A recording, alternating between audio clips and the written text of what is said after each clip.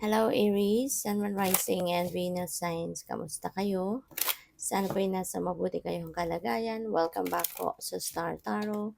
At kung bago kayo rito, welcome din po kayo. Please subscribe, like, share my videos, and leave me a comment kung naka-resonate po kayo. Thank you.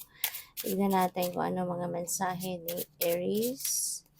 First card ninyo, we have Privileged Lady. So this is really beautiful. Beautiful message, beautiful sign para sa inyo. Kasi si Privileged Lady, this is an indication na an abundance and prosperity is coming your way. Meron ditong pagkakataon kayo na magkaroon kayo ng mas maraming pera. There could be a financial gain happening, additional wealth, ganon, ano. At magkakaroon kayo ng pagkakataon, no, na ma-experience yung financial comfort and the financial freedom, no? So, good luck. We have judication, Aries. Maaari na meron kayong mga consultations na gagawin dito with professionals. Lalo-lalo na, no? Baka abogado or baka judge. Maaaring meron kayong ikukonsulta sa kanila, and this could be related, no, since may woman and may man dito. Puwedeng related ito sa relasyon ninyong mag-asawa, no? For those of you na nagre-resonate dito, then alam ninyo ito, no, this is a message for you. But for those of you na hindi naman sumasakto sa inyong sitwasyon, ang mensaheng ito, don't take it, okay? Ibig sabihin hindi yan para sa'yo, alright?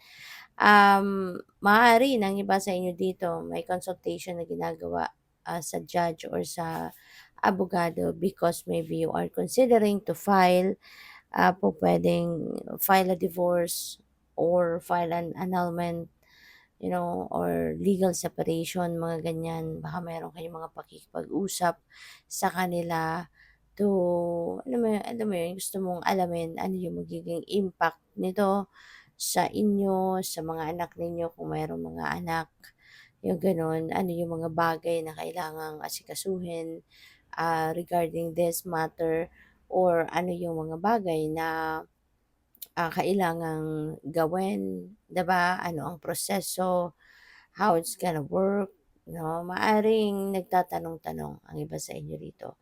Kasi baka nga may bala kayo, no, na mag-file ng mga gano'n case. So, good for you, no? Kasi kung ito na lang yung sa tingin ninyo last resort, 'di ba? Sa nangyayari sa inyo. So, ayan, may mabuti yan na nagtatanong-tanong ka before you file, 'di ba? That complaint.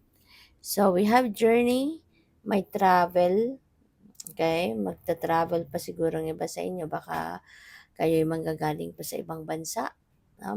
Manggagaling pa sa ibang parte ng ng ng bansa, puwedeng gano'n din. So, 'yun depende sa inyong sitwasyon. Baka kayo'y galing abroad pa, and there is someone, no, coming home, maaaring for good na yung uwi na 'to, or baka uwi lang kayo because of this, 'di ba? Baka gusto lang ninyo mag-file ng, 'yun nga, ng case. So, yun, good luck po sa inyo. So, tignan natin kung ano pa ang ganap. And by the way, maraming salamat muna for subscribing. And if you haven't subscribed yet, subscribe na kayo. And maraming salamat din for not skipping the ads. Malaking bagay po yan sa akin. And also, please click the join button sa baba ng video kung gusto po ninyo na mag-join kayo sa membership. Salamat. So, tignan natin kung ano pa ang ganap. We have judgment energy. Sa judgment, this is time, no, na merong katotohanang lalabas. Okay? There is something, an information na maaari ngayon nyo lang malalaman, at ngayon nyo lang malalaman ang totoo. Feeling ko dito for some of you Aries, meron kayong pinaniniwalaan na matagal nyo nang pinaniniwalaan kasi yun ang maaaring yun ang nasabi sa'yo, yun ang sinabi sa'yo.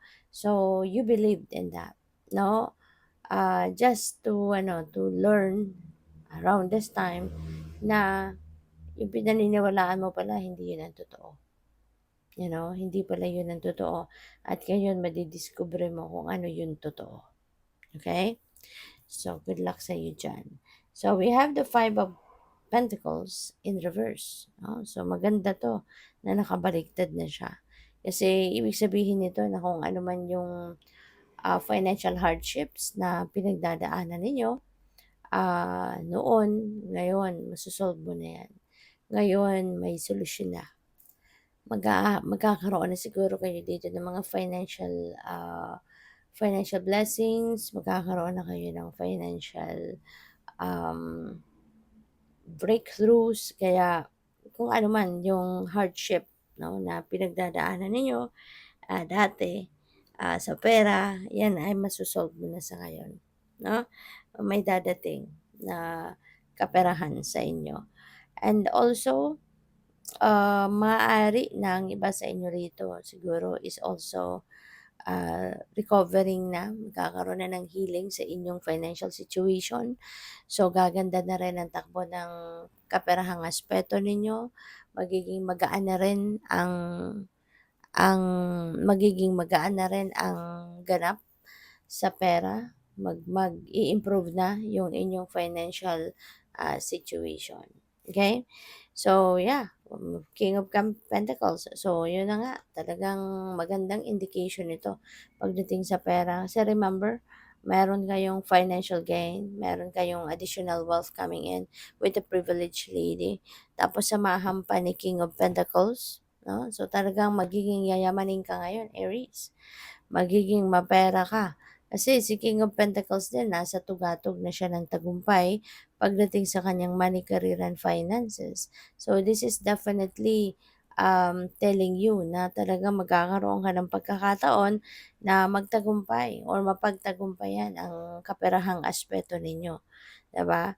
So, maaari, no, na yung mga perang yan galing, yung mga additional wealth na dadating could be coming from work. 'Di ba? Maaring dahil sa promotion ninyo, mabibigyan kayo ng mas maraming pera, mas maraming sweldo, mas maraming take home pay, mas malaking bonus, or kunyari sa negosyo, 'no? So, baka eto na yung financial reward mo from your negosyo, 'no? So, possible din 'yan. Kaya makakapag-establish ka na ng inyong, financial future, yung inyong financial security and stability, maaaring 'yan ay ma-establish mo na din sa ngayon, 'no? Kaya good luck sa'yo. Thank you for watching. Love and light. Namaste.